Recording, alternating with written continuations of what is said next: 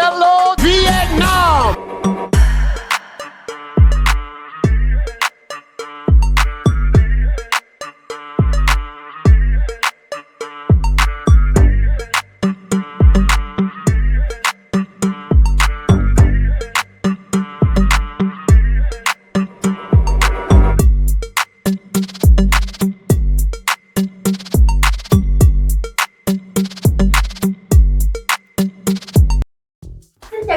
Lại là Vita đây. Hôm nay các bé cùng mình hành trình xuyên Việt với địa điểm tham quan tiếp theo là Ngũ Hành Sơn, cách trung tâm thành phố Đà Nẵng 8 cây số. Đây là điểm đến được du khách yêu mến trên hành trình tham quan các vùng đất thuộc con đường di sản miền Trung như cố đô Huế, Ngũ Hành Sơn, phố cổ Hội An và khu di tích đền Tháp Mỹ Sơn. Ngũ Hành Sơn gồm 5 ngọn núi Kim, Mộc, Thủy, Hỏa, Thổ. Trong đó Thủy Sơn là ngọn núi đẹp nhất trong các ngọn núi ở Ngũ Hành Sơn. Hôm nay gia đình mình đi tham quan núi Thủy Sơn. Đầu tiên nhà mình khám phá động Âm Phủ, là hang động nổi tiếng được nhiều du khách ghé thăm trong hành trình khám phá Ngũ Hành Sơn. Trước động có cầu Âm Dương và đường phía trong động Âm Phủ chia hai ngã là Thiên Đường và Địa Ngục. Do giá vé tham quan hang Âm Phủ không bao gồm trong giá vé tham quan quần thể danh thắng của Hành Sơn, do đó các bạn sẽ cần mua thêm vé riêng để có thể tham quan hang động này. Giá vé cụ thể như sau: người lớn 20.000 một người, học sinh sinh viên 7.000 một người, trẻ em dưới 6 tuổi miễn phí. Đầu tiên các bạn sẽ đi vòng ra phía sau núi và đi qua cây cầu Âm Dương để tiến vào hang động. Đường vào hang chia làm hai ngã, một ngã lên trời thiên giới tiến dần đến với ánh sáng với đỉnh trời là công viên Phú Gia Vĩ, một ngã xuống Âm Phủ Địa Ngục có bầu không khí âm u lạnh lẽo.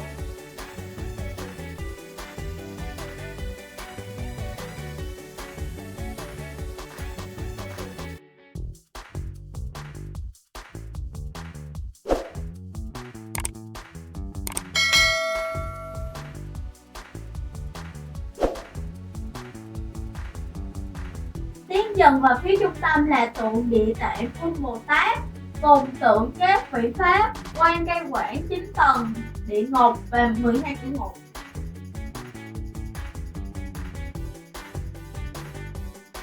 Động Âm Phủ có 12 cửa ngục, mở cửa có một vị quan cai quản. Đến đây bạn sẽ được chiêm ngưỡng khung cảnh tái hiện truyền thuyết về Âm Phủ, các hình phạt cho con người sau khi xuống địa ngục v.v. Nghe từ tên gọi, Động Âm Phủ đã khiến nhiều người có cảm giác ghê, sợ sệt và không dám tới gần. Tuy nhiên, càng ma mị là khiến du khách càng tò mò, lặn lội đến Ngũ Hành Sơn và ghé thăm động Tàn Trơn, động Huyền Thông, động Âm Phủ, núi Thủy Sơn v.v. để tìm hiểu về những truyền thuyết bí ẩn này.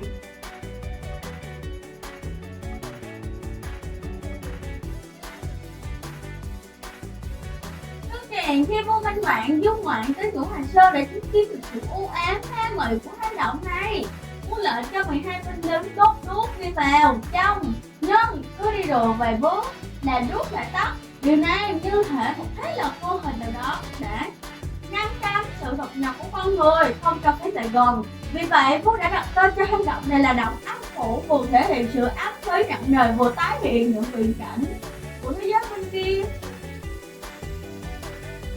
Nếu như các hang động khác thuộc Ngũ Hành Sơn có không gian rộng rãi, rực rỡ ánh nắng cùng những lớp thạch nhũ ấn tượng, thì động Âm Phủ lại tối tăm u ám đến vô cùng. Do đó du khách phải lần mò từng bước nếu muốn đi địa điểm cuối cùng của hang động. Lối vào 12 cửa địa ngục khá hẹp, du khách phải nghiêng người mới có thể lách qua. Khắp đường đi là những khúc phù điêu tượng đắp nổi rất chân thực và tái hiện khung cảnh chốn âm ti về quỷ đầu trâu mặt người, hàng khắp người có tội, hay cán cân công lý đông đếm công tội của con người v.v.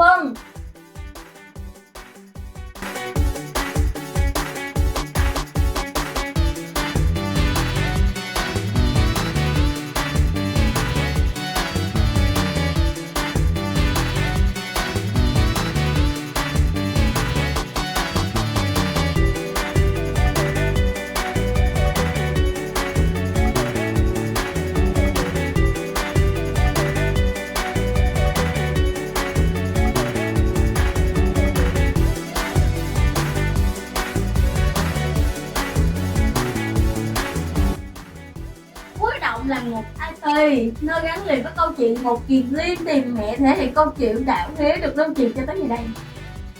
Tương truyền sau khi tu thành chính quả, Một Kiền Liên đã xuống địa ngục để tìm mẹ.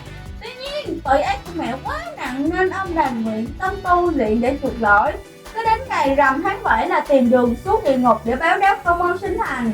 Đây là những triết lý nhân sinh sâu sắc, khiến du khách ngộ ra những điều về cái thiện và cái ác, và những bài học đắt giá về chân thiện và mỹ.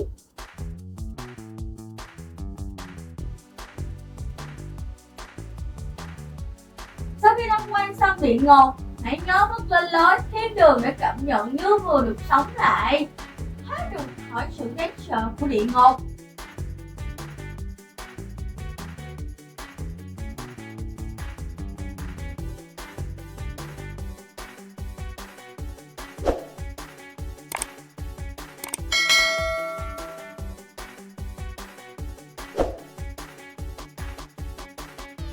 Có thể nói Đầm Âu Phủ là một kiệt tác của tạo hóa kết hợp với sự kỳ công của những nghệ nhân làng đá non nước, đã khiến nơi đây trở thành điểm đến du lịch hấp dẫn. Trong đó có những nơi có vùng cao lên đến 40 đến 50 mét, làm cho du khách có cảm giác như đang đi trong một đường hầm xuyên núi. Phía trên chừng động có những viên đá hàng trăm năm tuổi có nhiều hình thù kỳ dị. Đường lên thiên giới, Chim Lem có trong xây dựng đúng nhân. Khi đặt chân đến nơi, các bạn sẽ được ngắm mình trong ánh nắng ấm áp, ngắm nhìn trọn vẹn khung cảnh của Hạt Sơn, chùa Tam Thai và chùa Linh Ấn v.v.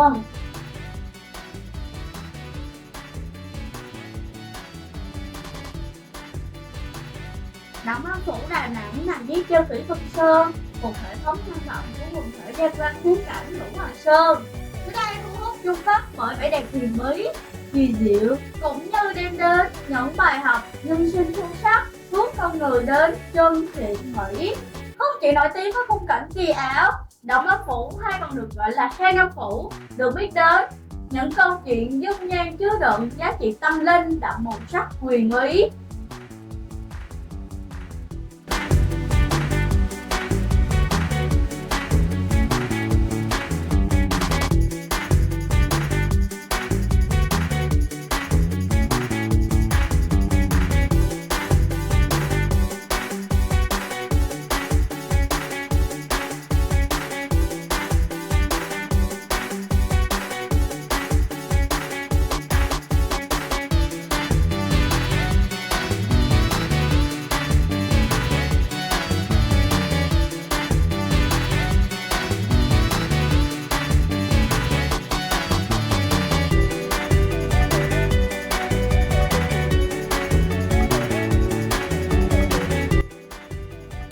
Nhà mình khám phá ngọn Thủy Sơn, các bạn có thể di chuyển theo 3 cung đường như sau. Cung đường 1 đi từ phía đông qua cổng 108 Phật Tam Cốc dẫn đến chùa Linh Ấn. Cung đường 2 đi từ cổng phía tây có 156 Phật Tam Cốc và dẫn tới chùa Tam Thai. Cung đường 3 di chuyển bằng thang máy lên ngọn Thủy Sơn. Những năm gần đây, ban quản lý đã đưa thang máy và vận hành có sức tải 1,35 tấn, cao 4,3 mét và có 2 cabin để có thể chứa được 20 khách một lượt. Đi bằng thang máy sẽ giúp các bạn vừa lên núi nhanh, vừa có thể chiêm ngưỡng cảnh vật từ trên cao, giá vé 40.000 một người. Tuy đã có thang máy nhưng không ít du khách vẫn lựa chọn lối đi bộ lên ngọn Thủy Sơn để vừa được thư thái chậm rãi ngắm cảnh vật xung quanh, vừa như một cuộc dã ngoại rèn luyện sức bền. Thông thường mọi người sẽ đi từ cổng phía tây lên núi và đi xuống ở cổng phía đông.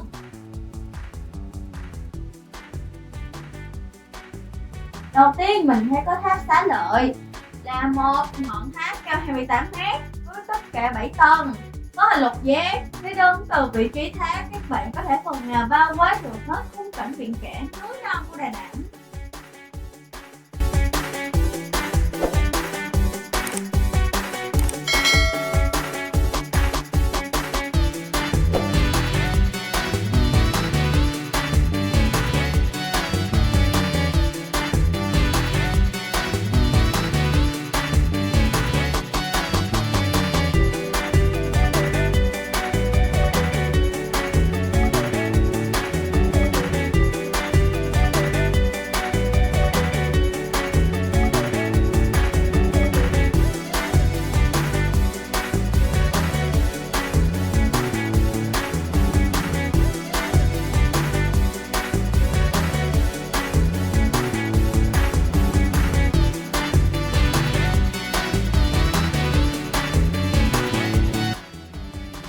Tiếp theo nhà mình men theo lối đường bộ để đến với vọng hải đài.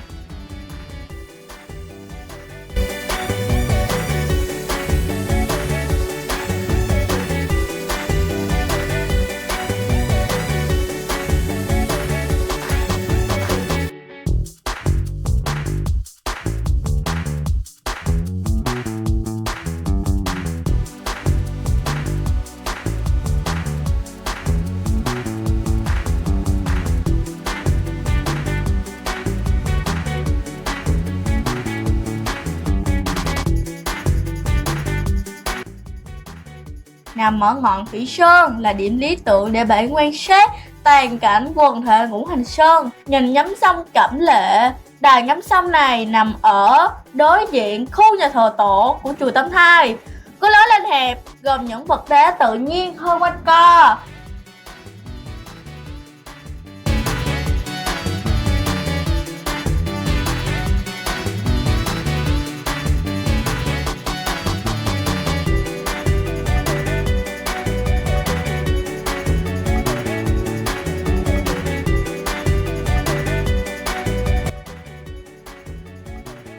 Đây là động Vân Thông, động có hình tròn như đường ống chết lên phía ngọn núi. Một mặt là cửa động, mặt kia là đỉnh núi.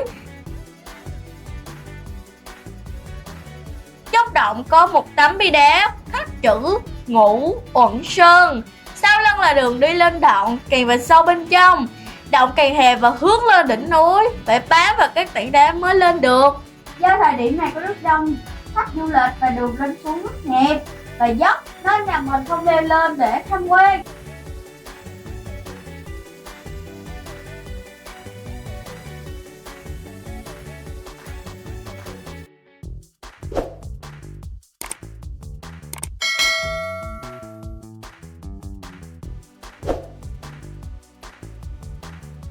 Tiếp theo nhà mình đi bộ lên cổng trời xem có gì đặc sắc không nè. Theo mình được biết là ngọn Thủy Sơn có hai cổng trời là Đông và Tây.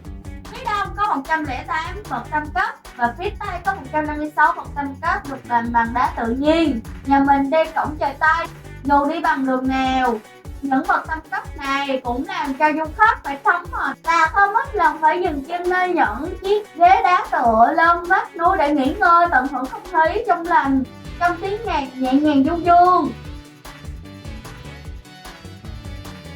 Nhưng dù đường đi có thấm mệt đến đâu, khi đặt chân tới cổng trời, du khách cũng cảm thấy thật xứng đáng với những công sức đã bỏ ra. Đi giữa hai cổng trời, du khách có cảm giác như đang đi trong lòng hòn non và khổng lồ, mát mẻ và dễ chịu. Tới khi mệt mỏi bỗng chốc tan biến.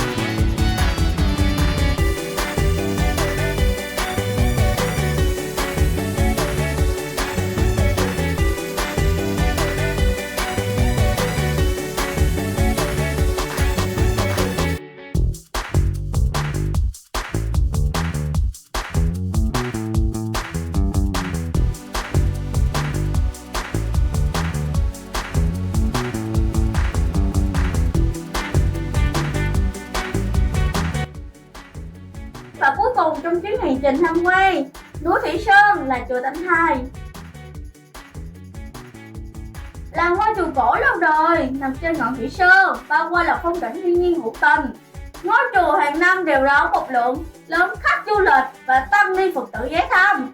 Trách điện ngôi chùa thờ Quan Thế Âm Bồ Tát, Phật A Di Đà Như Lai và Đức Đại Thế Chí.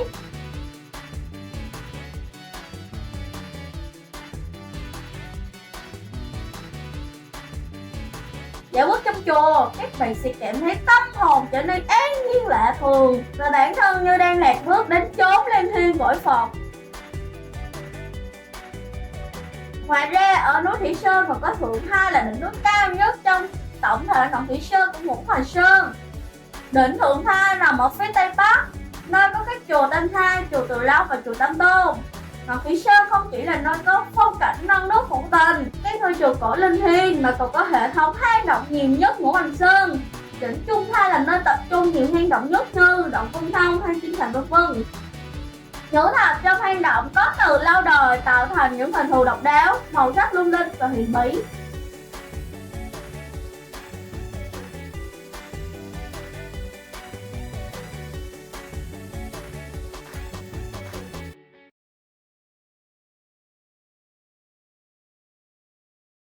Clip của mình đến đây hết rồi. Hẹn các bạn để clip sau để cùng mình tham quan một địa danh vô cùng nổi tiếng, đó chính là Bà Nà Hills.